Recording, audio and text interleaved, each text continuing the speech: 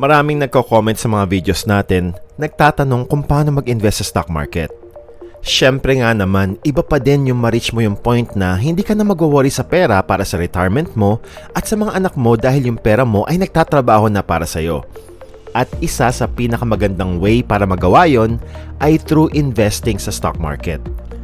Kaya sa video na to, ipapakita ko sa iyo kung paano mula sa pag-open ng account sa online broker na COL Financial hanggang sa pagbili ng una mong stocks. At yes, 1,000 pesos lang ang gagamitin natin pambili ng shares ng napakagandang company. Wow! Step by step kong ipapakita sa iyo ito, kaya kahit 1,000 pa lang ang pwede mong iset aside buwan-buwan, pwede mo na itong ilagay sa stock market at ma-enjoy ang potential high interest return over time. Ngayon, ang best way para umpisahan mo mag-invest sa stock market. Huwag mong hayaang maging pabigat ka sa mga anak mo pagtanda mo. Start building your millions today.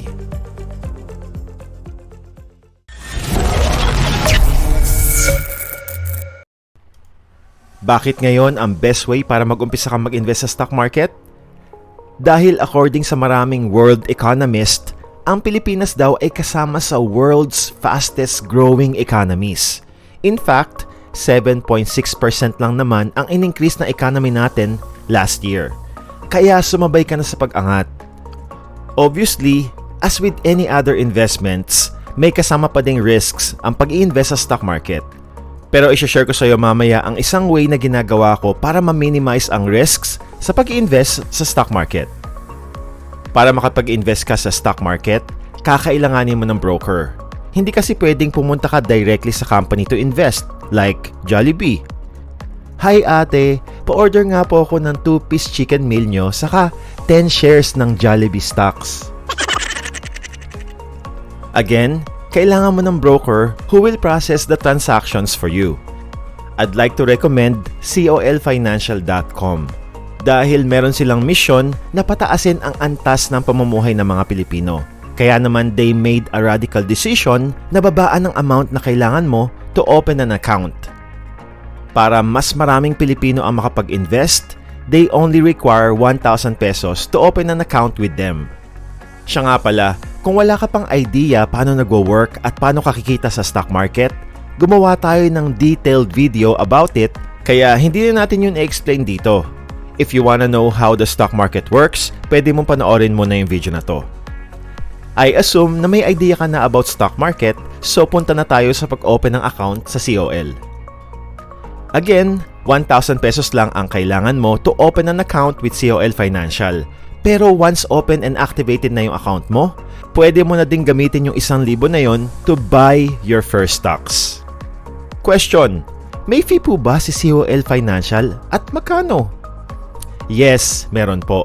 Like other brokers, COL Financial will get a commission from you.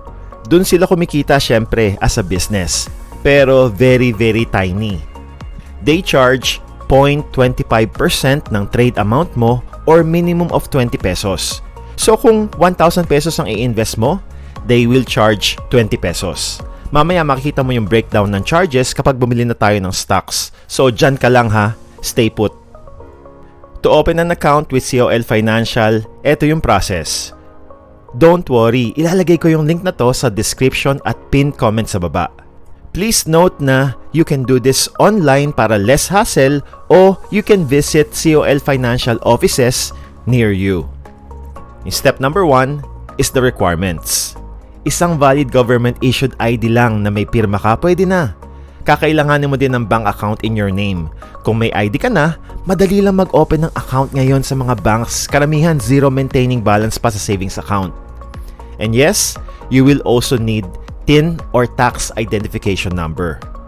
Question: pwede po ba ako mag-open ng account kahit wala pa akong TIN? I confirmed it with COL and yes, pwedeng to follow na lang ang TIN. Sa field na need mo ilagay ang TIN number mo, just put 0 muna para makapag-proceed ka. Pero I suggest na kumuha ka na ng TIN number kung wala ka pa para less hassle na.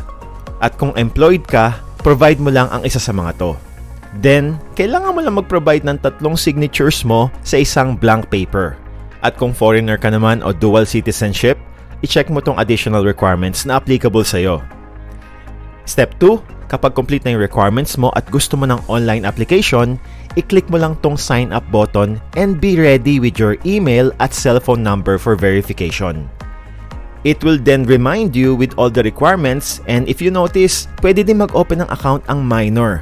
Birth certificate lang ang kailangan, pero it will be a joint account with the parent, so pwede mong i-open ng account ang kids mo to invest for their future. Kung ready ka na with all the requirements, i-click mo lang tong Get Started. It will first ask you to review and agree the trading agreement. After mo i-click yung agree, it will then ask you to enter your personal details. After entering your details, punta ka sa email mo.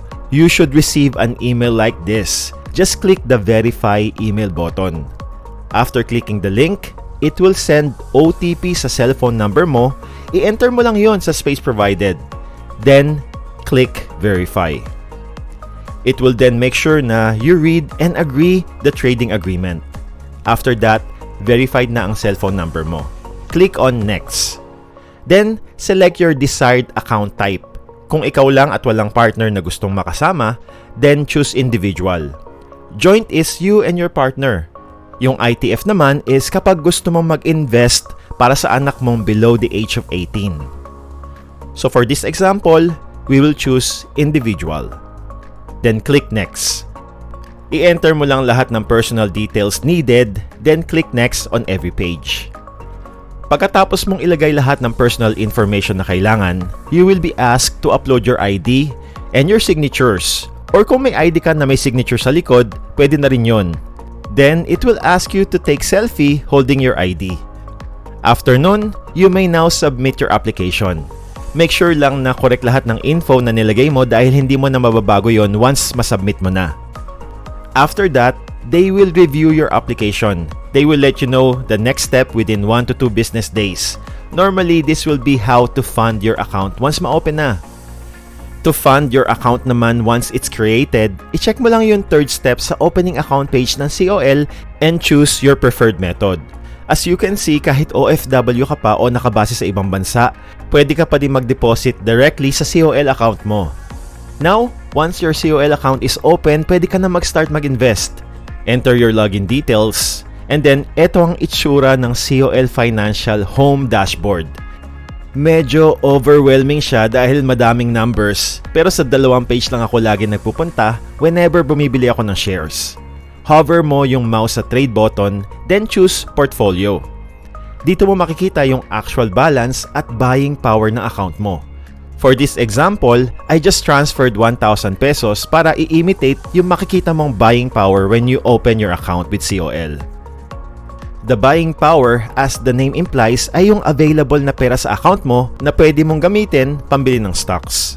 Sa baba nito, dito lalabas yung lahat ng mga stocks na nabili mo na. For privacy, nilagyan ko lang ng cover. Pero kapag nag-uumpisa ka pa lang, syempre wala pang nakalagay dyan. Dito mo din makikita kung nag-e-earn na ang investments mo.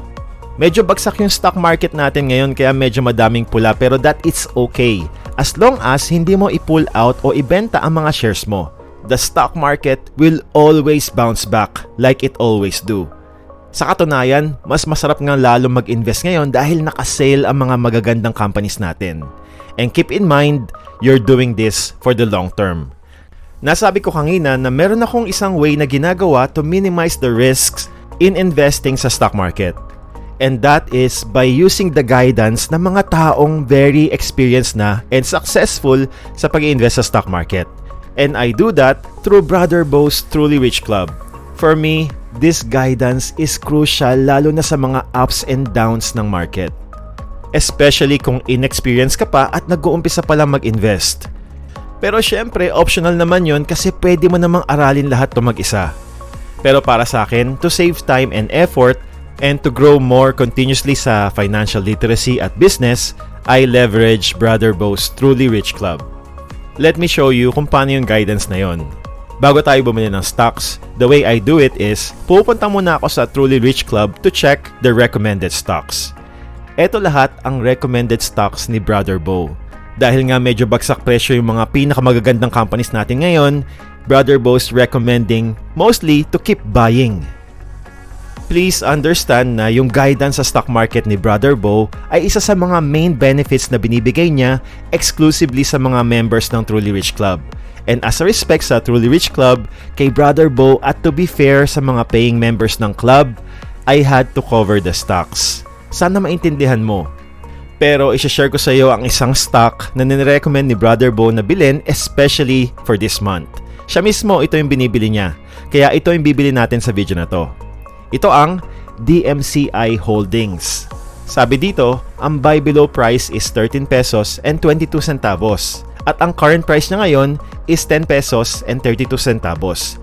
Pero yung current price, syempre nagbabago-bago yan kaya malalaman natin mamaya kung magkano talaga yung price ngayon ng DMCI. So tara, bilhin na natin to. Siya nga pala, ang DMCI ay involved sa construction, real estate, energy, mining, and water distribution. Sobrang dami nilang construction projects ngayon sa buong Pilipinas, kaya naman ang laki ng growth potential. Balik tayo sa COL account natin, then hover over trade, and then click yung enter order. Then on stock code, i-enter lang natin yung code niya na DMC. Here, you will see the bid price and the ask price. Ang bid price ay ang presyong titignan mo kapag magbebenta ka ng shares. Ang ask price naman ay ang presyo kapag bibili ka ng shares. So dito, ang presyo ng DMC ay eto. Normally, ang pinipili ko dyan is yung nasa gitnang presyo nila, which is, as of this recording, $10 pesos and 40 centavos. The next thing na dapat mong tignan ay ito, board lot. Basically, ang ibig sabihin nito ay ito yung minimum number of shares para sa company na to. Nag-iiba-iba to depende sa company gusto mong bilhin. In case sa DMCI, they require 100 shares at the minimum.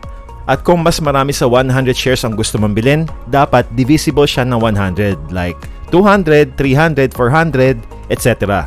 So for our example, lagay lang natin yung number of shares na bibilhin natin, which is 100. Then the price na sinabi ko kanina, which is $10 as $10 ako ng $10, 10 pesos and 40 centavos. Then click on preview order. Ito na yung order form.